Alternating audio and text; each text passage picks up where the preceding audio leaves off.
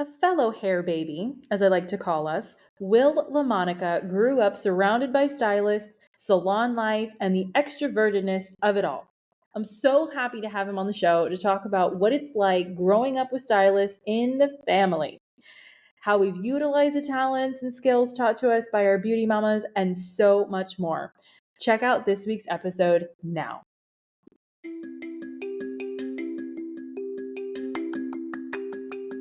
Are you a beauty or barber pro looking for that push to do that thing you've always wanted to do, whether it's in or out of the salon, spa, or shop?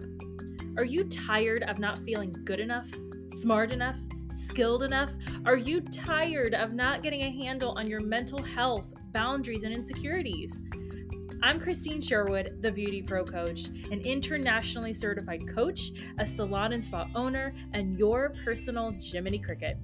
I use my own experiences, good and bad, as a salon owner to help you be more self-aware, authentic, and forward-thinking in your approach to life, in and out of the salon. It's time to reach your version of success with the BeautyPro Coach podcast. You guys, I have a very special guest today, and his name is Will LaMonaca, and he has a whole bunch of things he's going to share with us, but if you don't know him, you're going to know him. So, Will, introduce yourself to everybody. Yeah. Thank you. Yeah. Thanks for having me on.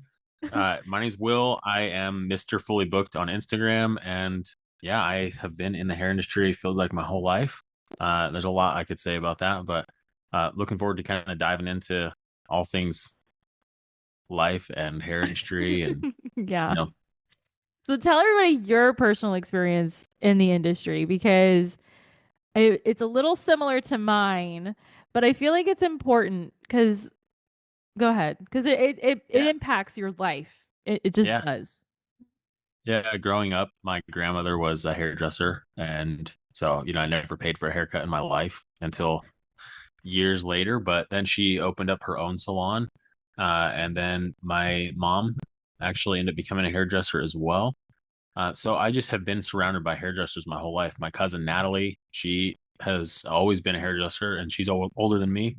So I would go and get my hair cut by her as well. And then my cousin Stefan ended up owning a salon and opening up a booth rental salon downtown Denver.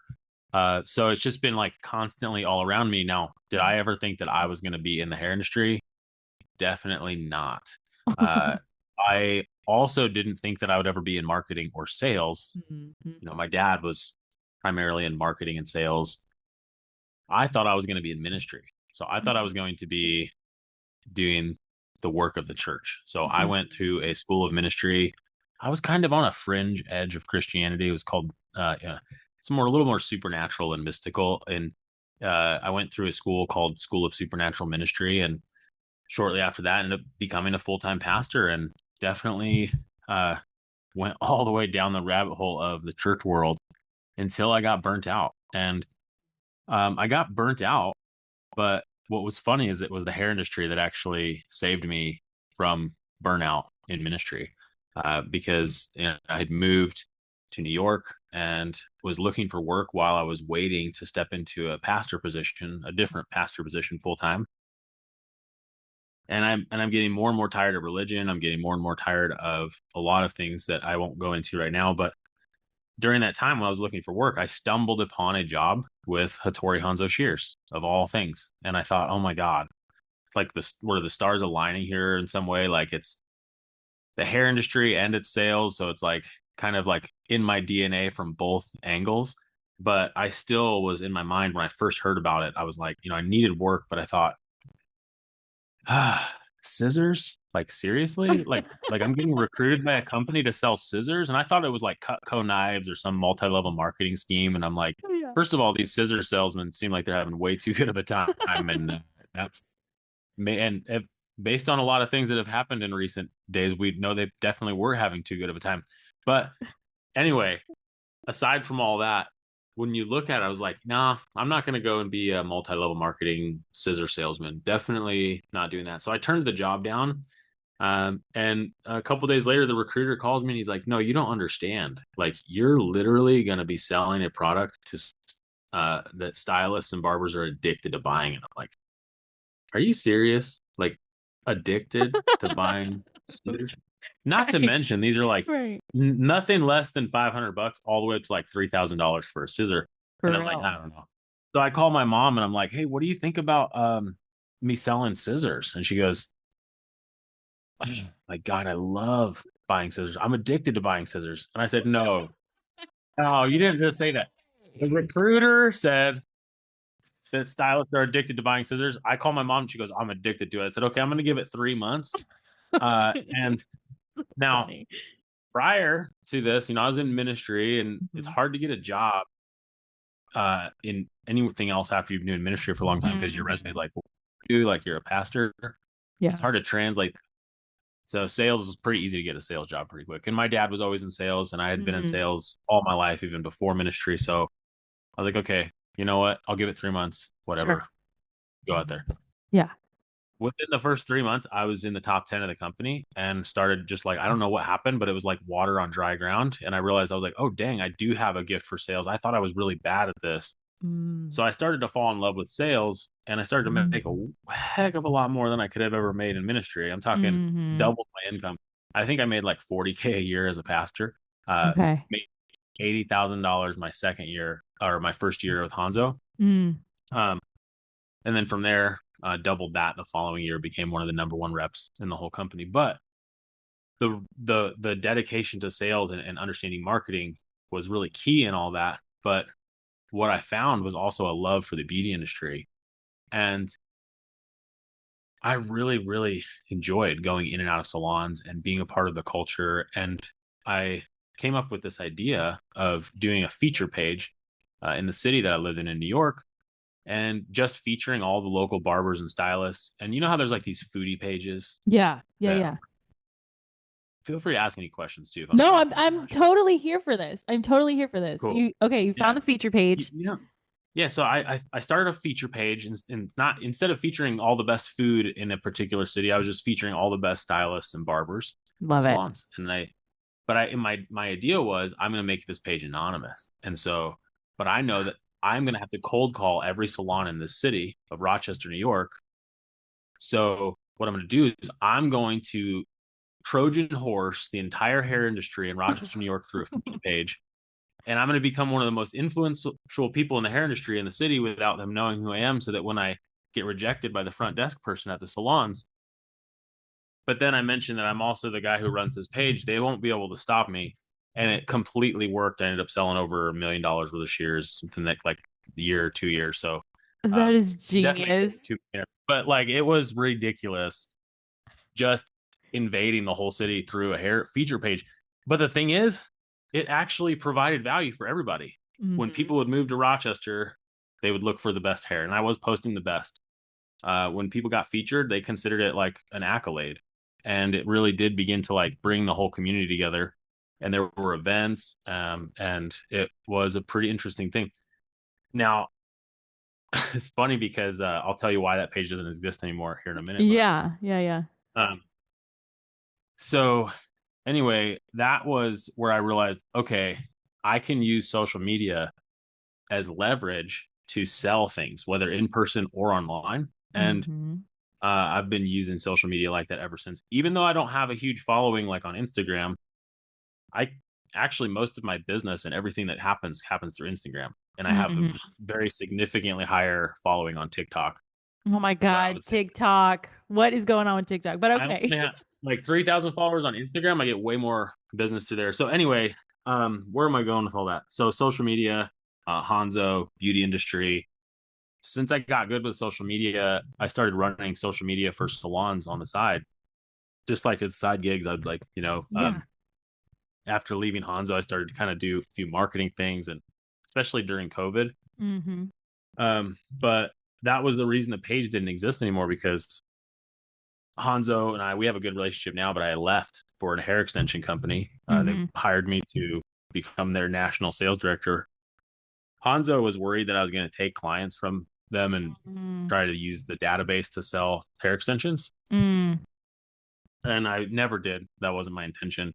Um, but in fear of like them coming after my page or anything. I went and deleted the whole Instagram, and Oh, I thought they were gonna sue me for leaving and going to a hair extension page. They weren't. Obviously, that didn't happen, and like I've worked for them multiple times over since yeah. then. But initially, I was like, I thought I was in trouble with Hanzo. Uh, but they were not happy with me. Let's put it that way. They were not happy that I left, uh, but the bridge wasn't burned. I worked for them probably 2, 3 times after that, and still have a really good relationship with the owners. So So you've mentioned so many good points, right? And the first thing is, like me, my mom is a hairdresser. We own a salon together, but I personally don't do hair. But when you are around like legit top stylists from birth, you kind of just know who to look for like you did a feature page. Like you just knew, of course, there's other data that goes into it, but you knew who was like the top in the area. And then you were yeah, able to create your own opportunity, your own kind of thing going on so that you can get ahead and sell, right? And of course, we know that selling is really educating people. It's not just selling them lies. It's like for real, like this is what right. you need to maintain your status. Okay. So there's Yep. that. Then you have the personal life part, which is your personal foundation, your convictions on, whether it's the Bible, whether it's whatever it is. And that keeps you grounded. And in this industry, it's so it could be very fast, very busy, very overwhelming. And then you mentioned that this was the same industry that kind of healed you. Whereas a lot of stylists right now, they're feeling so overwhelmed and so burnt with people. But this is what healed you to keep going. And so that was a little twist that was definitely unexpected, which is very cool. Yeah, it is. I'm like, dang, ministry saved me from religion.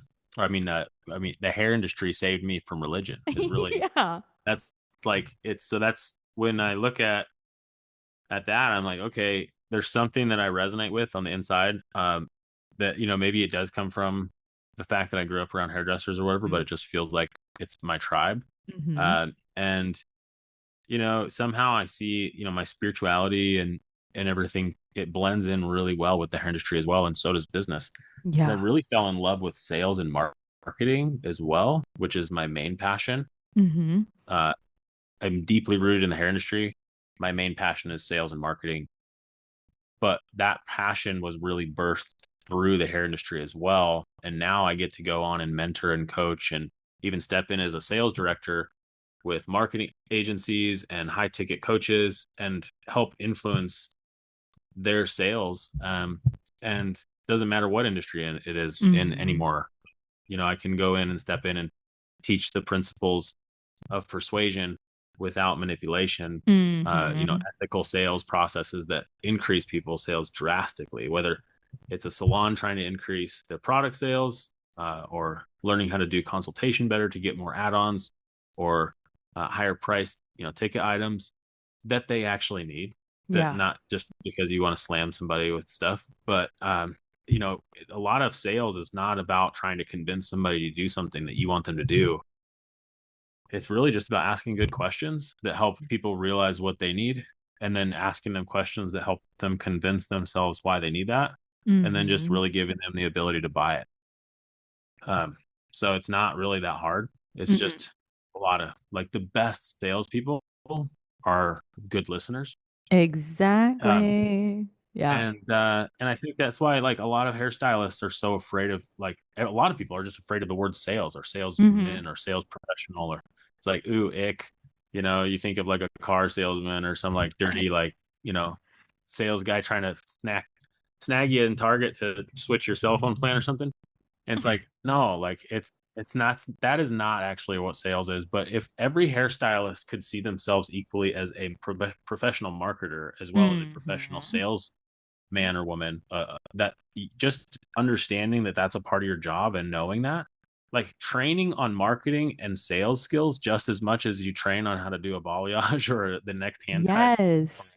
extension trend, Yeah. like just go and like learn sales skills, learn marketing skills from people that are outside of the hair industry that are just killers in the industry.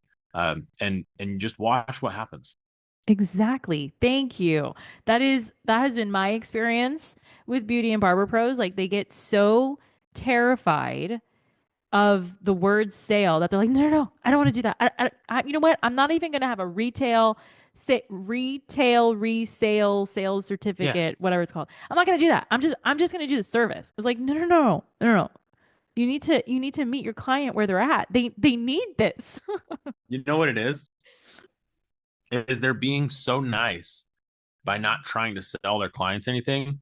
Mhm. And the problem is that uh, nice doesn't make you much money in life, but Mhm. kindness does. And what's the most kind thing for you to do is to provide the best quality products in your salon that you know that not only when they get their cut or their color or their hair done by you, but they're going to walk away being able to maintain and take care of it as best as possible and style it in the way that they had you style it at the salon without using products that are going to ultimately damage their hair. So what would be really kind is if you became awesome at sales and learned how to persuade your clients to buy the products they actually need, and you'd make Mhm. money in the process. But if you're Exactly. nice and you want to eliminate retail and you don't want to be too pushy, yeah, just keep staying broke. It's all good. Yeah, just be broke. It's fine. It's You're good. totally. Just if you want to be broke, stay nice. If you want to be wealthy, become kind. I love that. Oh my God, I love that so much. Okay, so you covered kind of everything of what led you to today, right? So what are you doing now? That's I'm doing fractional sales directorship. So I work with a company called Rev Haven, Hmm. which was birthed out of some of the highest end marketing agencies in the United States. The main sales director for for some of the high end marketing agencies in the U.S. left and launched his own sales director, fractional sales director business. Okay. It's like an agency. It's like a sales Yeah. agency.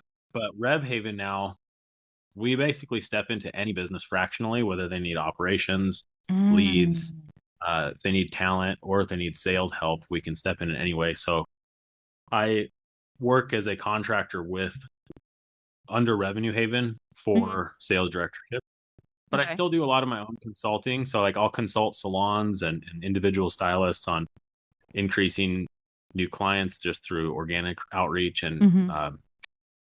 you know paid ads and how to do it. I Yeah. found I used to run social media for salons and I thought it's so exhausting like trying to get all the content and the pictures and get everybody to take the pictures right and like Yes. and I'm like I just want to teach the salons how to do this effing thing and like teach them how to do it right and get everyone Right. on the same page. And Yeah. they don't have to pay for a manager to run their social media.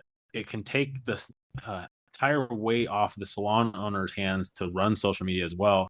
If you Hmm. get the entire team on board, Yeah. especially with new collaborative features, if you have five stylists or six stylists and each one is responsible for one post a week and they post that each day, you have a post a day and they collaborate with your salon and you don't have to manage your salon anymore, Paige. Just have your stylist do Exactly. collaborative posts. And obviously there's other strategies around collaboration, but like if I could just teach a salon now how to run Instagram correctly, I can help them get new clients rather than me trying to like run it for them. And then they also are like, oh, like, yeah, I don't have to hire somebody like thousands of dollars a month to run my Instagram. Like there's ways to make this really in-house effective and way easier than people are trying to make it out to be. So For sure. For sure. Okay, so it sounds like the most common thing that people come to you for is the social media kind of stuff. yeah, sales help and social Yeah. media Okay. help. Yeah. All right. Okay. Yeah. So what do you I think I already know the answer to this, but maybe the listeners don't. So what do you think is the most important trait or the strength that they would need to be successful in the beauty industry? Hmm. Uh, I, right away, you have to think bigger. Mm, Like the hair industry, you can literally just, there's so many things you can do. mm-hmm. And when you look at, um, like I have a friend who's literally making like 30 grand a month just doing hair extensions less than 5 days a week in Boulder, Colorado. See, that's awesome. Okay, so I just want people to think like, yeah, okay. Now that even 30 grand a month ultimately is not a lot of money in Mm-hmm. the grand scheme of things. Mm-hmm. Wow. Okay. You know your mind is being renewed when you start to see money that you used to think was a lot as not a lot of money. Mm-hmm. And you just begin to change your mindset and begin to think bigger. And the more you can expect and dream bigger, the more your mind create and think of possibilities actually step into that. So yeah, you can 100% make 30 grand a month as a hairstylist, See that? just doing hair. I love that. There's a saying that I say to my staff and even to my own coaching clients is that new levels equals new devils. And that's exactly Mm, what you're talking about. Like if you get to another level, like you let your mind expand, like you're gonna get ideas. You just got to throw yourself at it pretty much, right? yeah, Yeah. All right. yeah. So with your experience and all these different things, what do you think has been your favorite insult that you are just so proud that you have gotten? Favorite insult? Yeah. Oh,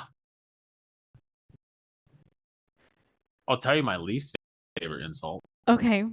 Okay, but you tell us the but then I'll least, think of one. but you got to I tell want to your tell you, favorite. no, I'll tell you why. Because if I'm in the middle of like actually trying this, and it used to happen back in the day when you're like new at sales, Yeah. you're trying to sell something, or like I'm trying to sell a scissor, or you're trying to sell something.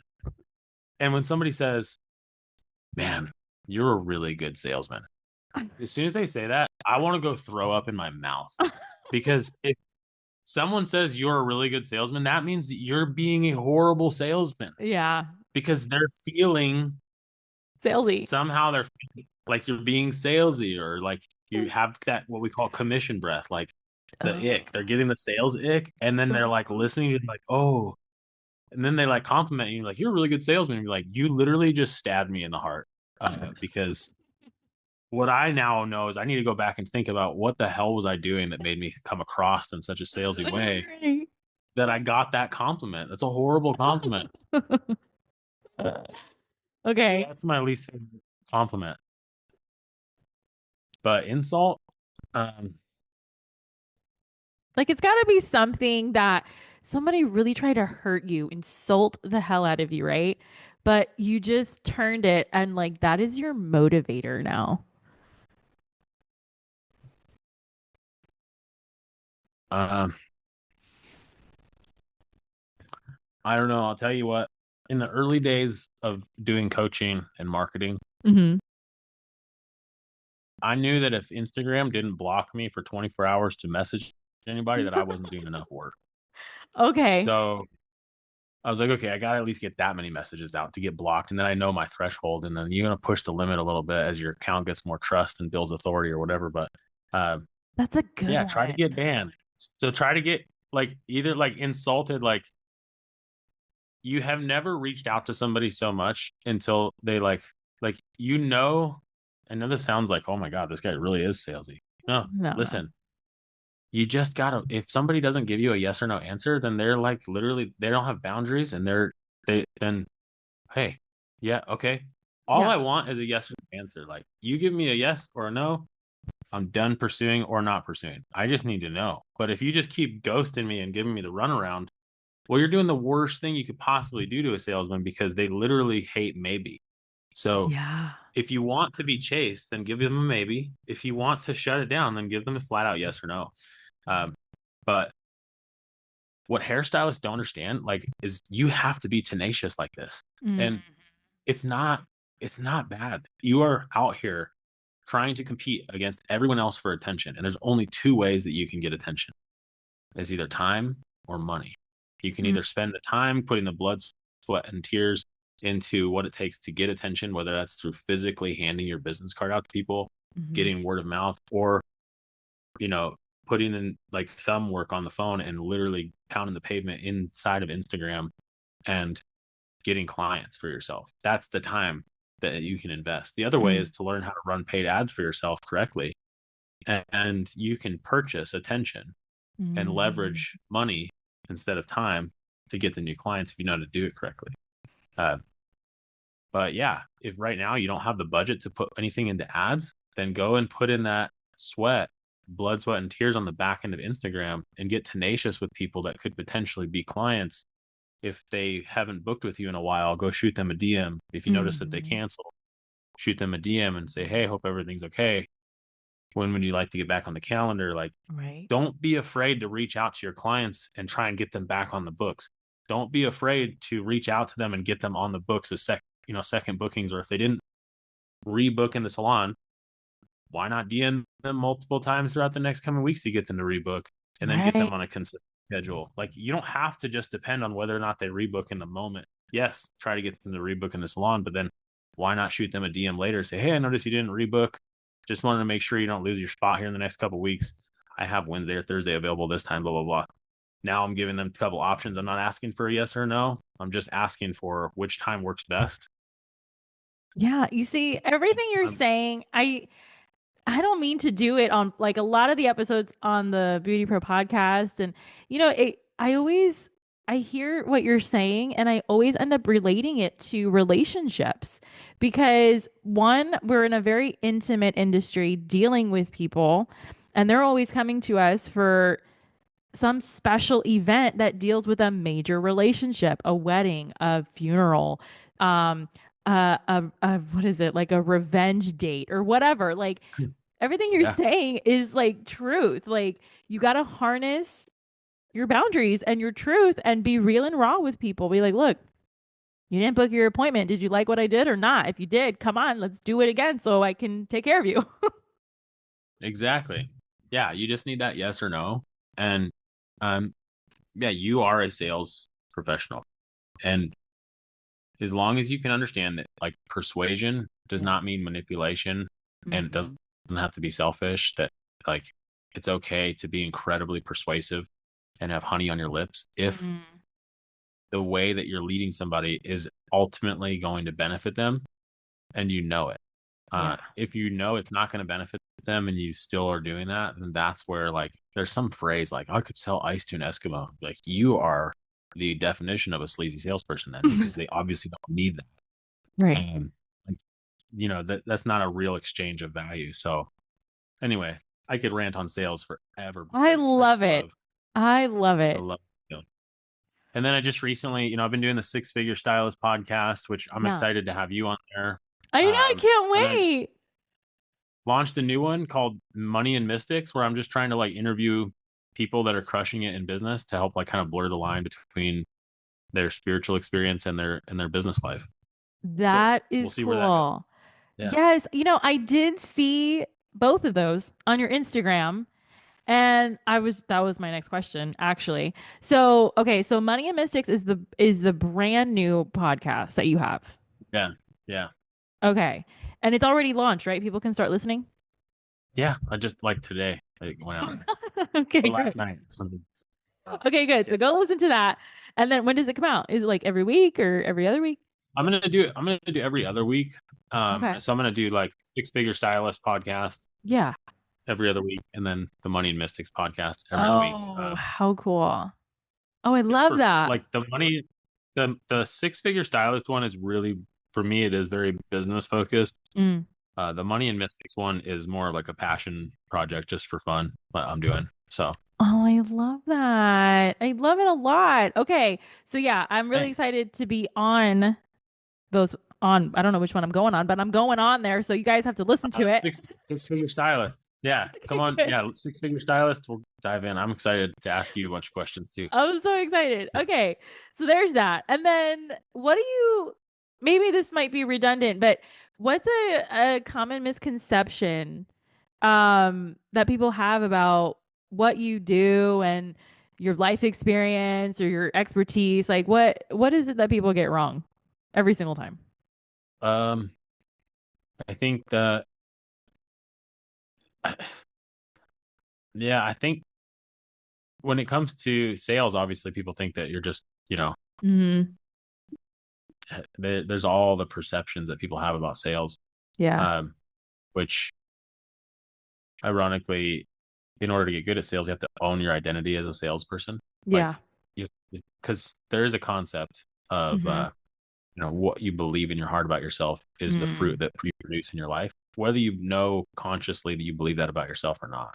Yeah. So you might believe something about yourself that you're not even aware you believe on a subconscious level, and it's producing behavior in your life. So all behavior is produced, all behavior is a fruit that is produced by something that you believe about yourself, your core Yes. identity.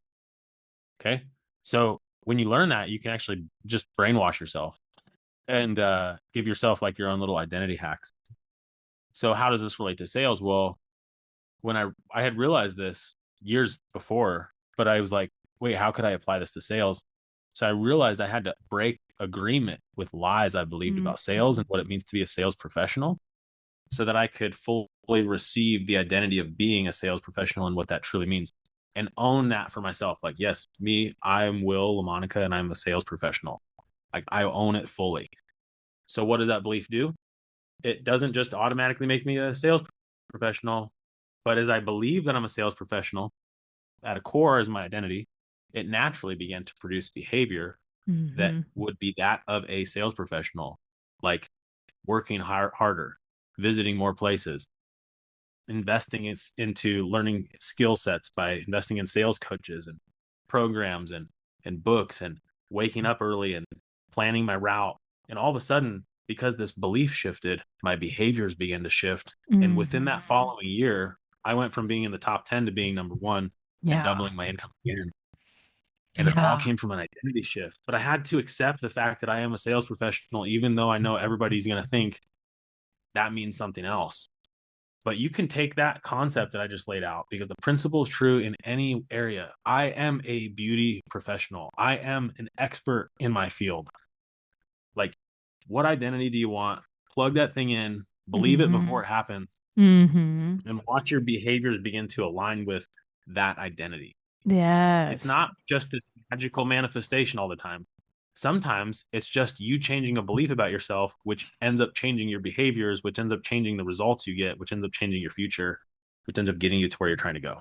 Yeah. And becoming the person that you've always wanted to be anyway, by just believing you already are that person. Would you say that in your coaching, because you have a program, right? You have a coaching program, right? Yeah. Would you say that that's like a big part of what you coach on, which is like mindset shifts?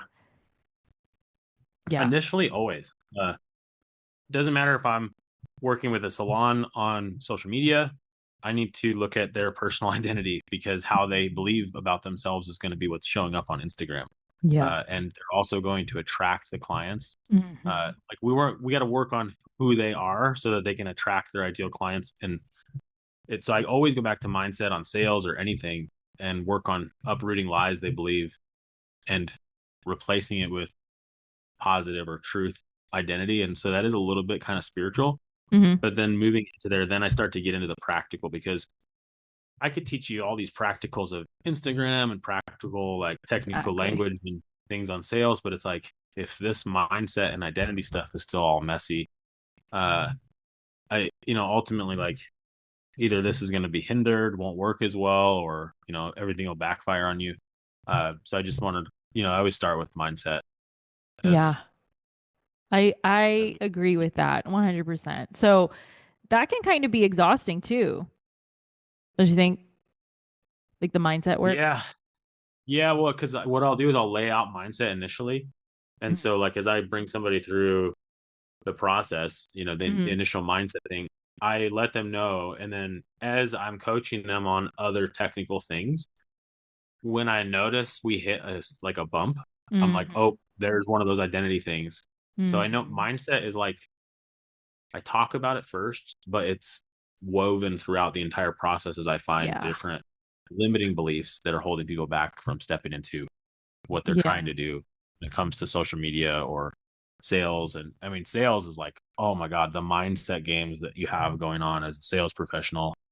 But man, if you can conquer that as a sales professional, I mean, like doctor level income can't even keep up with sales professionals at their peak. So it's, and not only that, you have hairdressers out here that are rivaling doctor level income now too. It's like, guys, you're on the cutting edge of what we have available in technology, and AI is going to come into the industry like a storm. get ready for that. Mm-hmm. All these info products and coaches like us are about to be irrelevant. I'm just gonna say it I because everybody's refuse. well, unfortunately, what they're gonna do, I'll tell you. Yeah, Like they're sure. gonna go and so what they're gonna do is like because there's no copyright against doing this right now. It's kind of crazy. You can go on YouTube and download every video of every coach in the world that's ever said anything, any program that you can buy, download all that, plug it into AI, create a Ultron AI beauty industry coach that you could just ask any question to, and it will compute with all the beauty industry professionals of all the coaches ever, and it will like compute based on that.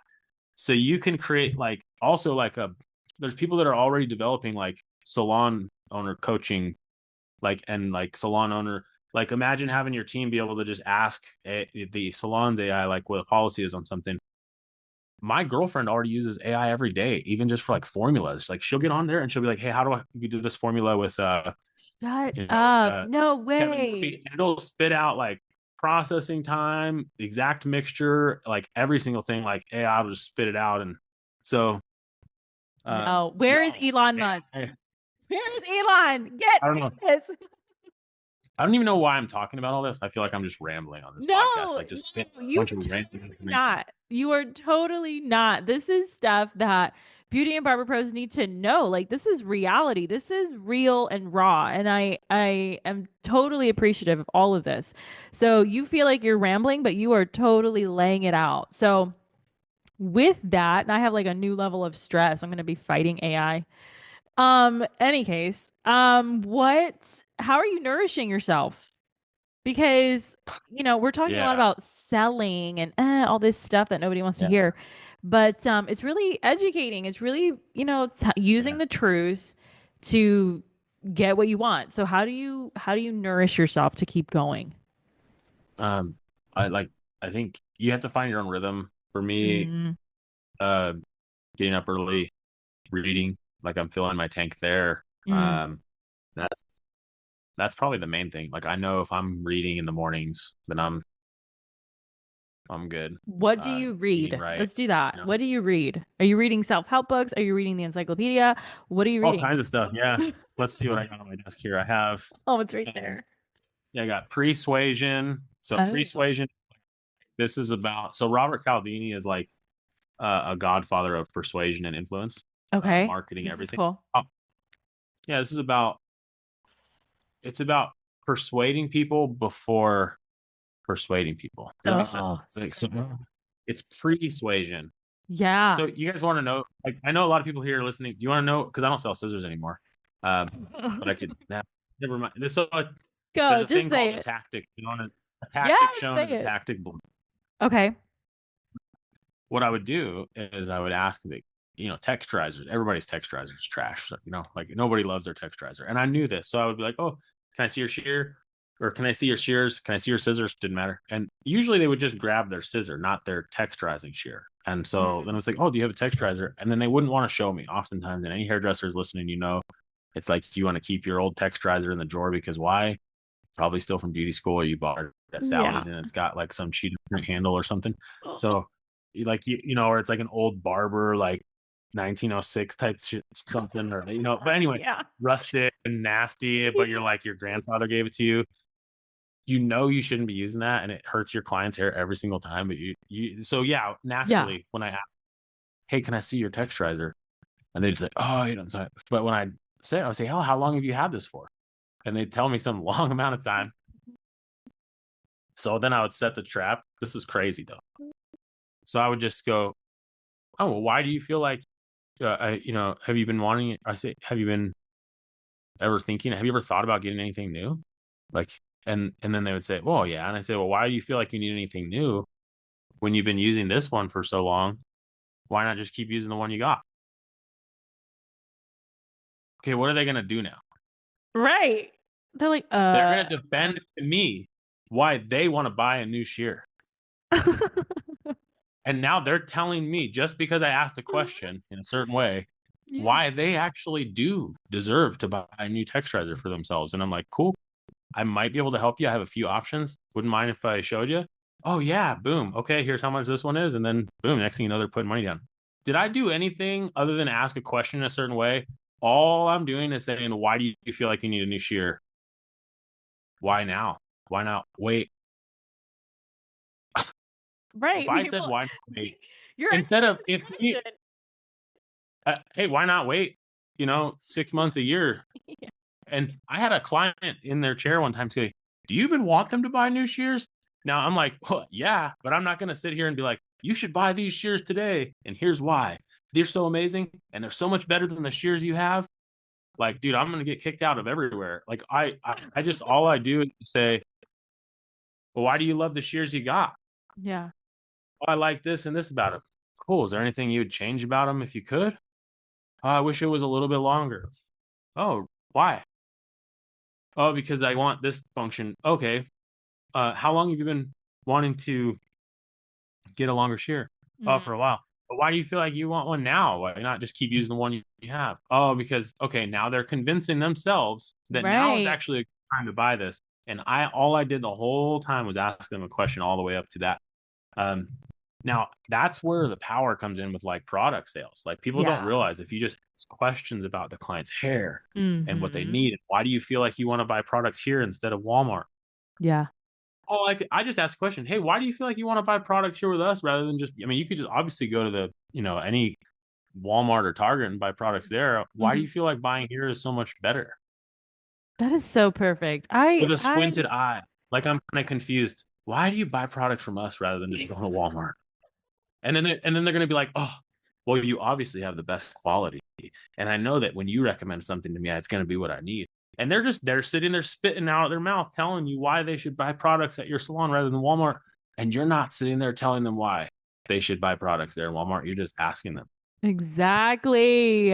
Thank you. So This is if gold. anybody wants any coaching on like, I'm telling you right now, like if I could come into a salon and just help people with that, like there's the product sales just go through the roof because all it needs is a whole team just asking right questions. And all the Exactly. stylists that are afraid of being pushy or salesy, it eliminates all that. Like you don't ever have to be pushy or salesy. Like nobody ever feels like they're being sold if I'm doing it right.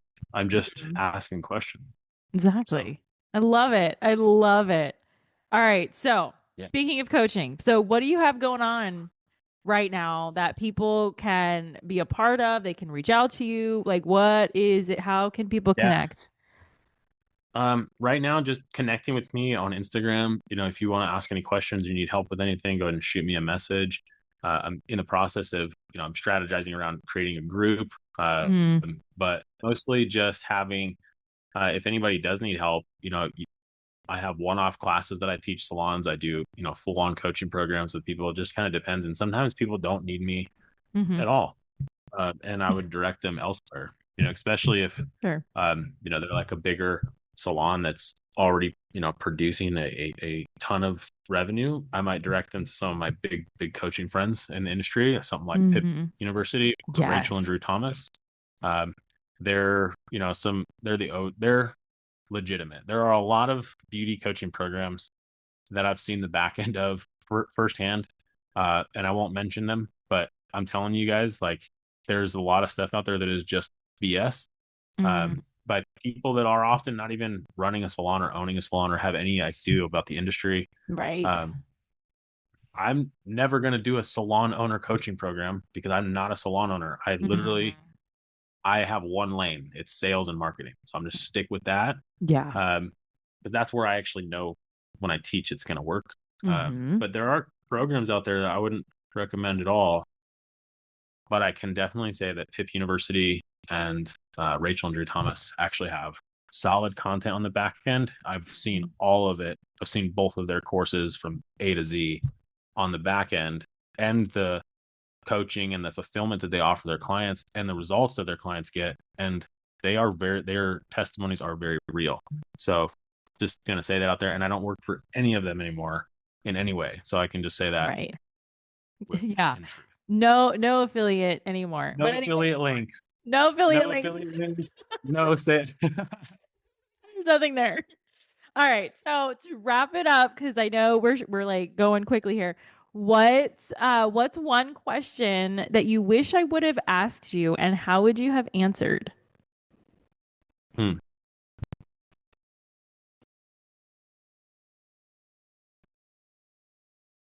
I don't actually know. That's a good question, but I feel like you covered a lot, and I feel like it went really well, and I hope I just didn't ramble too much. No way. No way. I loved it. I think you are probably like so far, like probably the first one to be even talking about AI in the depth that you did.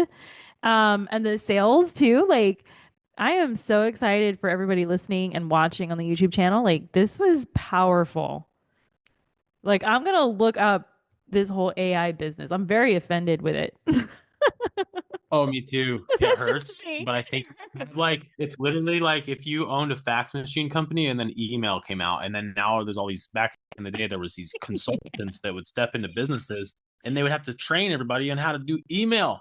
Like there were people getting paid a lot of money to go and do email consulting for like, Oh, like how we do coaching and consulting for people to use Instagram and social media and how to do yeah. Yeah. like now AI is this thing that's coming out. I'm like, okay, we have to be on this because what's going to be is AI is not going to replace us. We're going to replace people that are not using AI. Oh, pow. I like that. That was good. Mm. Yeah. The people that are going to be behind are the people not using AI. It will infiltrate and impact every single business in a way. Whereas like, even like SEO services that salons are paying thousands of dollars a month for, Hmm. SEO is going to be able to automate all of that and do it like a robot in a way that it's like fractions of the cost for you to be able Yeah. to have those things. So like there's a lot of benefits that are going to come down the line. But just like anything, there's going to be evil as well. But if we know now, it's like, okay, business cards still work, but Instagram's the new business card. Yeah. Okay. AI is going to be the new internet. Yeah. Okay, like Yeah. it's not just the internet. It's the new. It's not. It's like the internet is going to be like what a business card is to Instagram. Got So you. I got it you. is going to be Whoa, that's pretty big. crazy. Yeah. All right. Well, if you guys are listening or watching, definitely check out the links to Will and the Six Figure podcast. And what was it? Money and Mystics Yeah, podcast? it's at Mr. Fully Booked on Instagram, and it's Six Figure Stylist Podcast. Yeah. Money and Mystics, but most of you listen in the beauty industry, so just go to Mr. Fully Booked on Instagram, and you can Yeah. find everything there. All of this stuff is going to be on the show notes, you guys. So definitely check it out, subscribe, listen, all the things. So, Will, thanks for coming on the Beauty Pro podcast. Yeah, yeah. Thank you. Absolutely appreciate you having me on. Absolutely. Thanks for listening, you guys, and I'll Right. talk to you soon.